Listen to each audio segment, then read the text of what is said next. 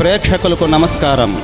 ADN news TV మన దర్శి మన local channel. ADN news TV ప్రేక్షకులకు నమస్కారం. వార్తలు చదువుతుంది మీ ప్రసన్నారాం.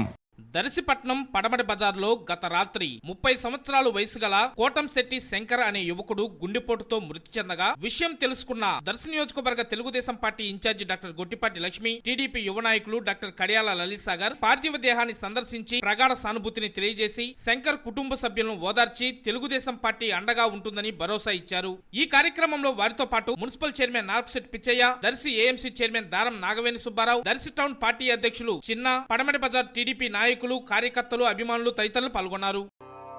ఆటగద రాశివా, ఆటగద కేశవా, ఆటగద రాశివా, ఆటగద కేశవ, ఆటగద రానీకు అమ్మ తోడు. ఆటగద రాశివా, ఆటగద కేశవా,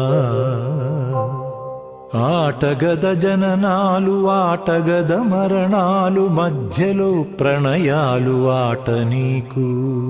ఆటగద సొంతాలు, ఆటగద పంతాలు, ఆటగద సొంతాలు, ఆటగద పంతాలు, ఆటగద అంతాలు ఆట నీకు. ఆటగద రాశివా, ఆటగద కేశవా.